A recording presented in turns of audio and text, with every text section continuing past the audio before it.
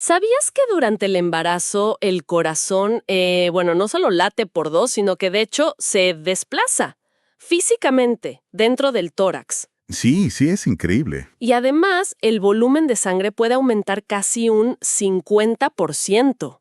Hoy vamos a sumergirnos en estas adaptaciones tan notables de la gestación. Es que es una transformación asombrosa, de verdad. Este análisis, se apoya en material que viene como preguntas y respuestas muy detalladas sobre obstetricia. Ajá, Vamos a explorar justo eso, los cambios en el cuerpo materno, cómo se desarrolla el bebé, las herramientas de diagnóstico que tenemos y el papel, crucial de la placenta. perfecto. Tenemos entonces información sobre fisiología materna, los hitos de desarrollo fetal, métodos de seguimiento, la función de la placenta y también algunos escenarios clínicos, ¿no? Exacto. La idea es, extraer lo más importante, lo más sorprendente a veces, para entender mejor este proceso que es, bastante complejo. Justamente. Nuestra meta es hacer que estos conceptos, que a veces son muy técnicos, sean más claros, más fáciles de recordar. Una mirada profunda, sí, pero accesible a la biología del embarazo. Genial. Pues arranquemos entonces por cómo se transforma el cuerpo de la madre. Mencionaba yo los cambios cardiovasculares. Ese aumento de sangre es impresionante, ¿no? Es enorme, enorme. Hablamos de casi un 50% más de volumen sanguíneo total. Y lo curioso, fíjate, es que la mayor parte de ese aumento es plasma. La parte líquida. Exacto, la parte líquida de la sangre. Esto causa lo que llamamos hemodilución fisiológica. O sea, la sangre se vuelve temporalmente un poquito más diluida. ¿Y eso cómo le afecta al corazón? Porque además decías que se mueve de sitio. Claro, es que el útero, al crecer, empuja el diafragma hacia arriba. Ajá. Y este, a su vez, desplaza al corazón un poquito hacia arriba y a la izquierda. Cambia de posición literalmente. Esto incluso modifica el electrocardiograma. El eje eléctrico cambia. Wow. Y aunque suene contradictorio, esta hemodilución, y también que los vasos sanguíneos se relajan, baja la resistencia vascular periférica. Todo eso en realidad le facilita el trabajo al corazón. Le facilita. Aunque tenga que mover más sangre, Sí. porque tiene que mover más volumen, ¿cierto? Pero contra menos resistencia, es como si las tuberías, digamos, se ensancharan un poco. Ah, ok. Menos resistencia. Exacto. Los vasos se relajan. Así que la poscarga, que es la fuerza contra la que el corazón bombea, pues disminuye. Por eso, a pesar del volumen extra, el corazón puede manejarlo. Y es muy común escuchar soplos cardíacos leves. Los llamamos funcionales, que son totalmente normales en esta etapa por el mayor flujo. Entendido. ¿Y la presión arterial sigue algún patrón específico? Sí, tiende a bajar un poquito durante el segundo trimestre. Ah, mira. Y luego se recupera o sube ligeramente hacia el final del embarazo. Es una curva bastante característica. Muy bien. Pasemos al metabolismo. Aquí también hay ajustes sorprendentes. Se habla mucho de la resistencia a la insulina. Correcto. Hay hormonas como el lactógeno placentario que hacen que las células de la madre respondan menos a la insulina. ¿Y eso qué provoca? Pues un efecto interesante. Una tendencia a tener el azúcar un poco bajo en ayunas, pero por otro lado más alto después de comer, postprandial. El cuerpo compensa produciendo más insulina. Hay hiperinsulinemia. Y un dato que a mí me llamó la atención del material. Los niveles de lípidos y lipoproteínas en sangre aumentan. Mucha gente pensaría que disminuyen. Exacto. Aumentan notablemente. El cuerpo está, digamos, almacenando energía. Y todo esto, claro, requiere un gasto energético extra. Se calculan unas 300 kilocalorías adicionales por día, más o menos. También hay cambios que se ven, ¿no? Como el signo de Chadwick. Sí, es esa coloración como violácea, azulada, típica de las paredes vaginales. Es por el aumento de vasos sanguíneos. Hay otros signos también, como el cuello del útero que se siente más blando, eso es el signo de Gödel, o el cuerpo del útero más suave, que es el signo de Hegar. Hablemos del hierro. La demanda se dispara, ¿verdad? Uf, de manera increíble. Se necesitan alrededor de 1000 miligramos en total. 1000. Durante todo el embarazo. 1000 miligramos. Sí, una parte importante va para el feto y la placenta, claro. Y otra parte es para aumentar la propia hemoglobina de la madre, para transportar todo ese oxígeno extra. Y con la alimentación normal, pues, no suele bastar, ¿cierto? Casi nunca. Las reservas que tiene la madre y la dieta habitual normalmente se queden cortas, sobre todo porque la necesidad aumenta muchísimo en la segunda mitad del embarazo. Entiendo. Por eso la suplementación con hierro es una práctica estándar, vamos, lo que se llama suplementación universal, para prevenir la anemia ferropénica. Claro, tiene todo el sentido. Y para cerrar estos cambios maternos, ¿qué pasa con la digestión? Se oye mucho de la acidez. Sí, la digestión se ralentiza un poco. El vaciado del estómago es más lento. Ajá. Y la pirosis, la acidez, es súper común. Esto se debe en parte a que el esfínter que está entre el esófago y el estómago, pues está más relajado por las hormonas, y eso facilita el reflujo. Entendido. Bueno, el cuerpo materno se adapta de forma asombrosa. Pero antes de saltar al desarrollo fetal, podemos tocar cómo empieza todo. Fecundación, implantación, esos primeros pasos. Claro, es fundamental. Todo arranca con la fecundación. Para que un espermatozoide pueda entrar al óvulo, primero tiene que liberar unas enzimas que tiene en su cabeza. La reacción acrosómica, ¿no? Esa misma, la reacción acrosómica. Esas enzimas le ayudan a atravesar las capas protectoras que tiene el óvulo. Y una vez que entra el primero, se cierra la puerta. Exacto. El óvulo reacciona inmediatamente. Ocurre la llamada reacción cortical o reacción de zona. La membrana del óvulo cambia y se vuelve impermeable para otros espermatozoides. Es como si colgara el cartel de completo, para evitar la polispermia. ¿Qué sería la fecundación por más de uno? Claro. Justo. Y después de la fecundación viene la implantación. El embrión temprano, que ahora es una estructura llamada blastocisto, tiene que viajar hasta el útero y anidar, meterse en la pared del útero, el endometrio. Un proceso delicado, me imagino. Sí, tiene fases. Primero se acerca, se apoya, aposición, luego se pega bien, adhesión y finalmente invade el tejido del endometrio, invasión. Las células que están por fuera del blastocisto, que se llaman trofoblasto, son las cracks de este proceso. Y son las que luego formarán la placenta. Muchísimo más. Es una central de intercambio vital y una fábrica de hormonas impresionante. Permite el paso de oxígeno y nutrientes de la madre al feto y también la eliminación de desechos del feto hacia la madre. ¿Cómo funciona ese intercambio? ¿Todo pasa igual? No. El oxígeno y el CO2 pasan por difusión simple, digamos que resbalan a través de las membranas. Pero la glucosa, por ejemplo, necesita transportadores especiales, es difusión facilitada. Y otros nutrientes como las vitaminas o los aminoácidos requieren transporte activo, o sea que la placenta gaste energía para pasarlos. Y también juega un papel en la inmunidad del bebé, ¿cierto? Crucial. Transfiere anticuerpos de la madre, específicamente la inmunoglobulina G, la IgG, al feto.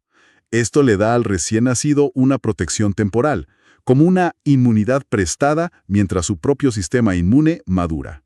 Es la inmunidad pasiva. ¡Qué maravilla! Y la parte hormonal, decías que es una fábrica. Una verdadera orquesta. Totalmente. Una orquesta muy bien coordinada.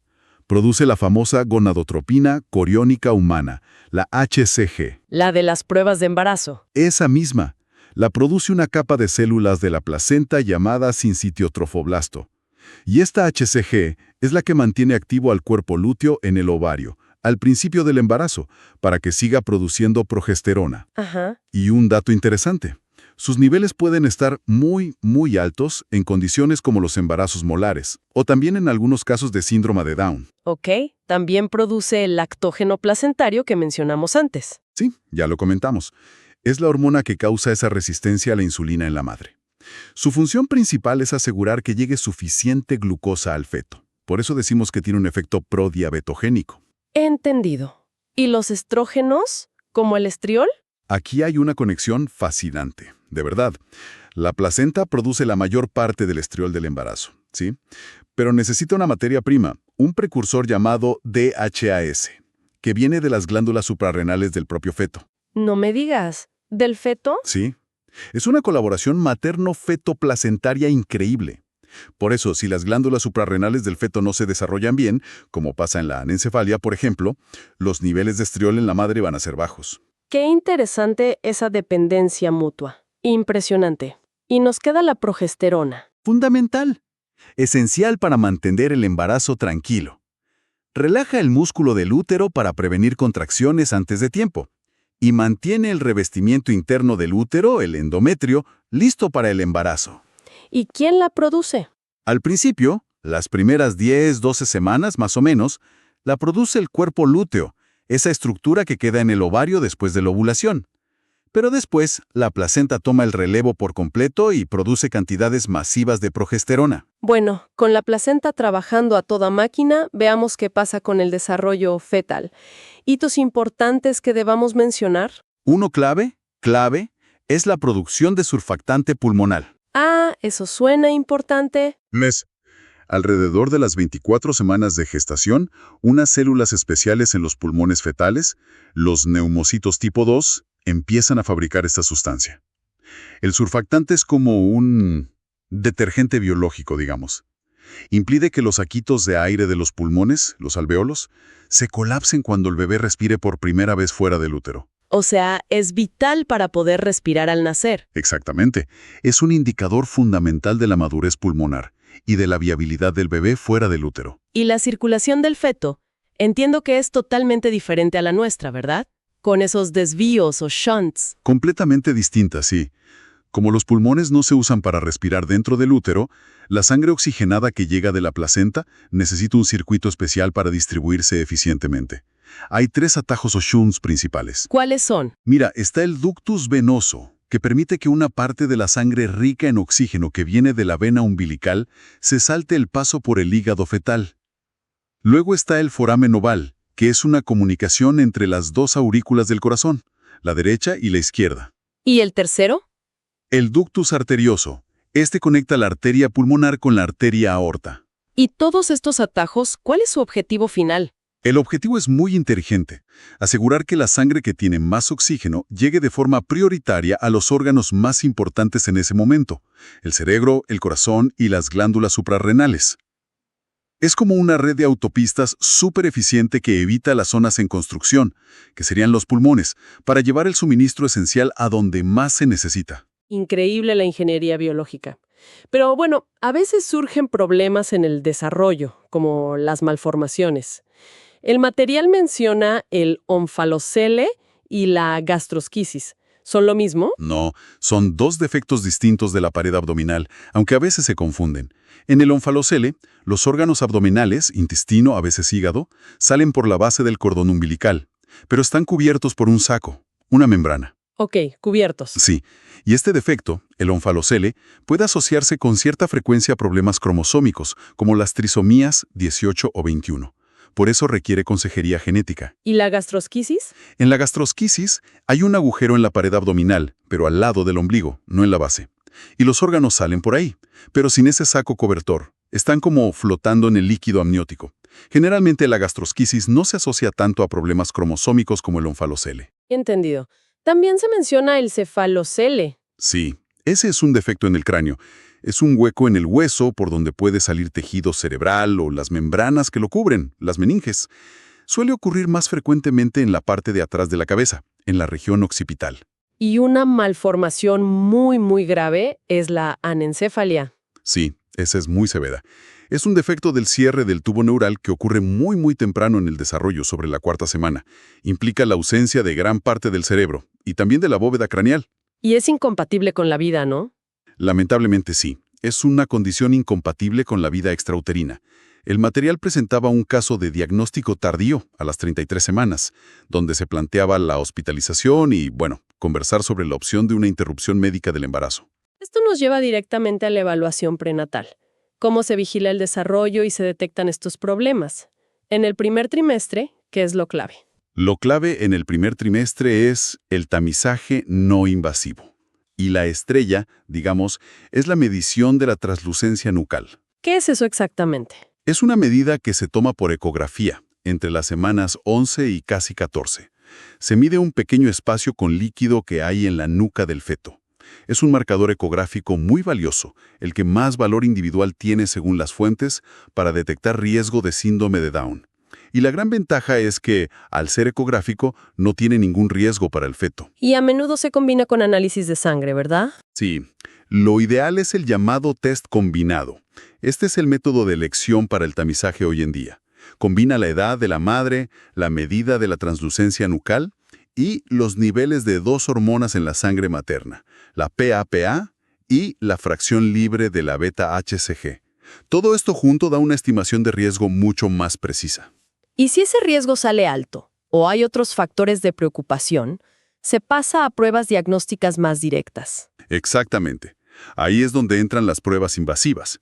Tenemos la biopsia de vellosidades coriales, que se puede hacer un poco más temprano, entre las semanas 10-13 más o menos, y la amniocentesis, que generalmente se hace después de la semana 15.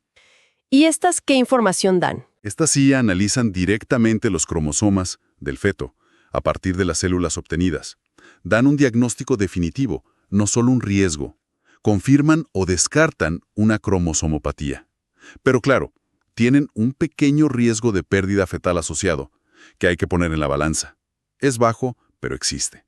Otra herramienta fundamental es la monitorización de la frecuencia cardíaca fetal, ¿no? El famoso monitoreo. ¿Qué se busca ahí? Buscamos patrones que nos indiquen cómo está el bebé, su bienestar. Nos fijamos en varias cosas. Primero, la línea de base, la frecuencia promedio. Luego, la variabilidad, esas pequeñas fluctuaciones latido a latido. Una buena variabilidad, entre 10 y 25 latidos por minuto, es buena señal. Indica que el sistema nervioso del bebé está bien, reactivo. ¿Algo más? Sí, las aceleraciones. Son aumentos temporales de la frecuencia cardíaca como picos hacia arriba.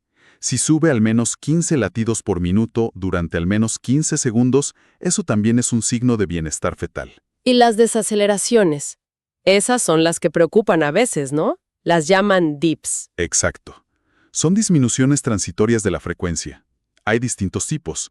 Las DIP 1, o precoces, bajan justo a la vez que la contracción uterina y se recuperan rápido.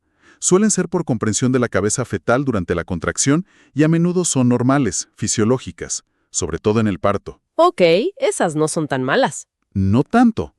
Las que sí nos preocupan mucho son las DIP 2, o tardías. Estas empiezan después del pico de la contracción y tardan en recuperarse incluso después de que la contracción ya terminó. Esas sí son una señal de alerta.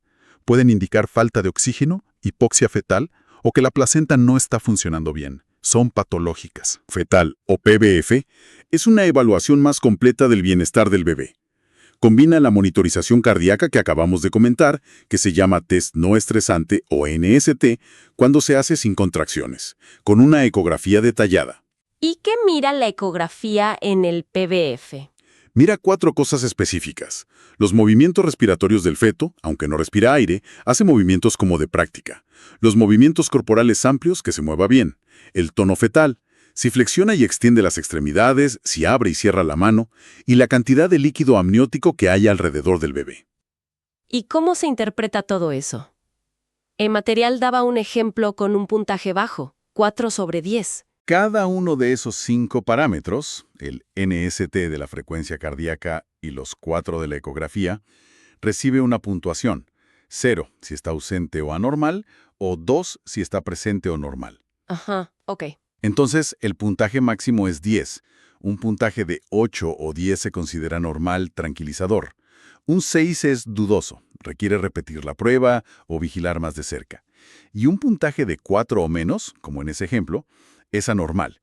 Indica un posible compromiso fetal importante y generalmente requiere una acción, ya sea una vigilancia intensiva o incluso considerar finalizar el embarazo, dependiendo de la edad gestacional y el contexto. Clarísimo.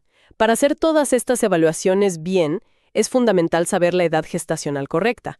¿Cuál es el método más fiable para calcularla? Sin duda, la ecografía del primer trimestre, la que se hace antes de las 14 semanas, idealmente entre la 8 y la 12, midiendo la longitud del embrión o feto desde la cabeza hasta la rabadilla, lo que se llama longitud craneocaudal o LCC. Mucho más precisa que la fecha de última regla.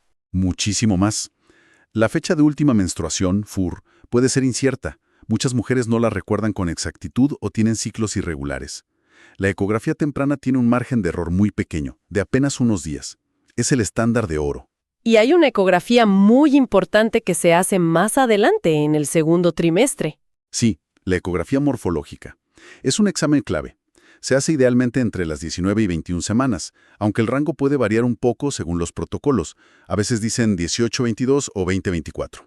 ¿Y qué se busca en esa eco? Es un examen súper detallado de toda la anatomía del feto, órgano por órgano, sistema por sistema. Se revisa el cerebro, la cara, el corazón, la columna, el abdomen, los riñones, las extremidades, todo.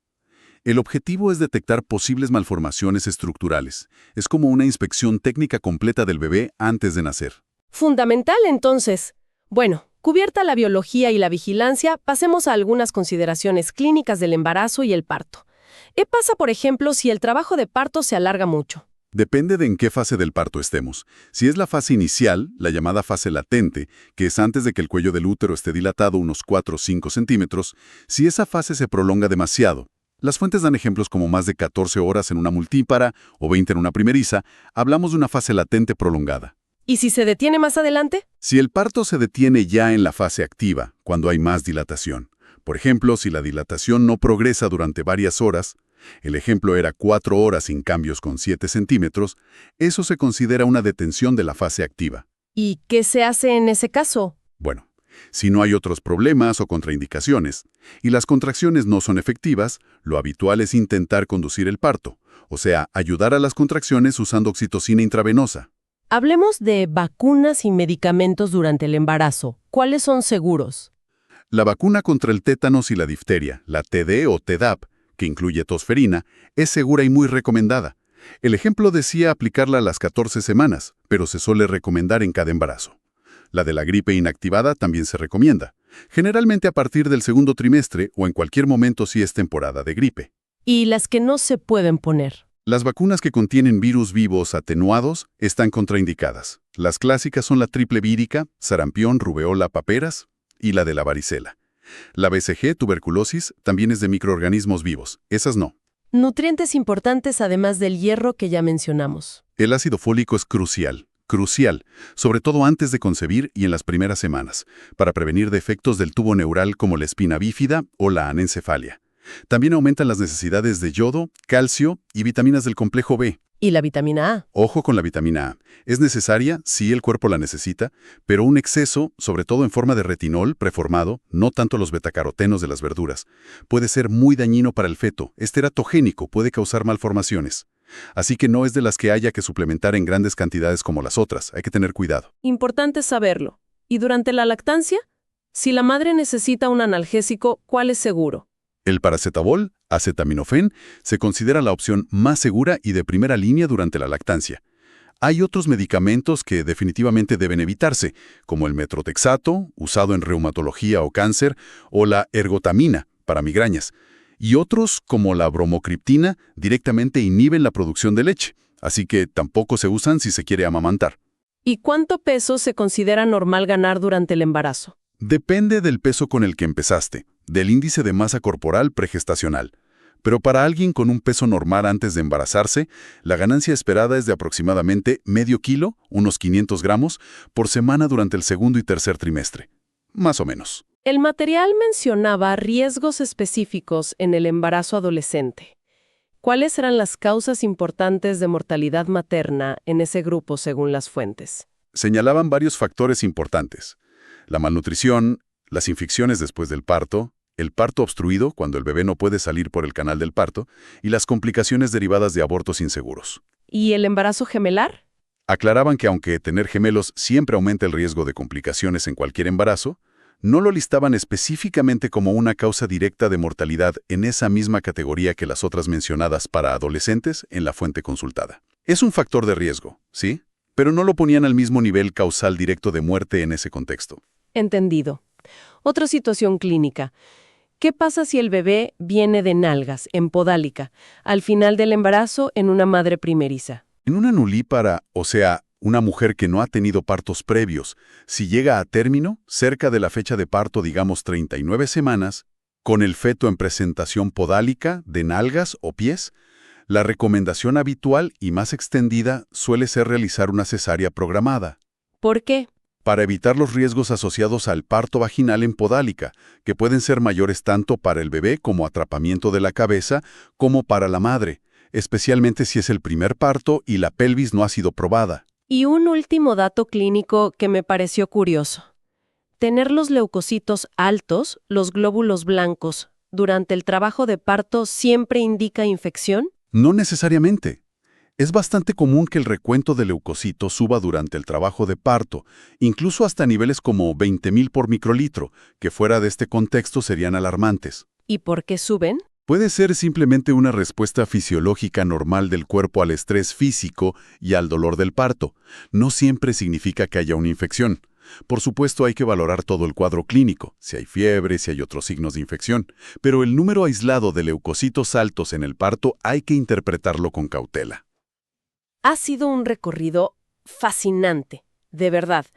Hemos visto cómo se adapta el cuerpo materno de formas increíbles, el viaje del desarrollo fetal, el papel centralísimo de la placenta, y cómo se monitoriza y se maneja clínicamente todo este proceso. Es que es realmente un evento biológico extraordinario. La coordinación de todos estos cambios, desde la hemodinámica materna, cómo se ajusta el corazón y la sangre, hasta la compleja sinfonía hormonal que orquesta todo, es asombrosa. Un punto que a mí me parece muy llamativo es la magnitud de la necesidad de hierro. Esos 1000 miligramos explican perfectamente por qué los suplementos son casi universales, ¿no? Totalmente. O cómo esa comunicación tan íntima entre feto y placenta, como la dependencia del estriol de los precursores fetales, revela una conexión biológica profundísima. Totalmente de acuerdo. Comprender estos procesos, aunque sea a grandes rasgos como hemos hecho hoy, creo que ayuda mucho a desmitificar el embarazo, a quitarle miedos a veces, y sobre todo a maravillarse con la biología tan increíble que lo hace posible. Es información valiosa, sin duda, ya sea que se esté viviendo un embarazo, acompañando a alguien cercano, o simplemente por curiosidad sobre este proceso vital. Y para cerrar, como siempre, una idea para que nuestros oyentes se queden pensando. Esa intrincada comunicación bidireccional, esa conversación química y celular constante entre madre y feto durante 9 meses, ¿qué implicaciones podría tener para la salud de ambos a largo plazo? Mucho después del nacimiento. ¿Qué huellas deja? Es una gran pregunta. O también, mirando hacia el futuro y la tecnología, a medida que el diagnóstico prenatal se vuelve cada vez más temprano y más detallado, permitiendo identificar condiciones antes impensables, ¿cómo van a seguir evolucionando las discusiones éticas sobre qué es lo que buscamos, cuándo lo buscamos y qué opciones se deben ofrecer y considerar como sociedad y como individuos a partir de esa información? Son preguntas abiertas, complejas, que seguro nos acompañarán en los próximos años.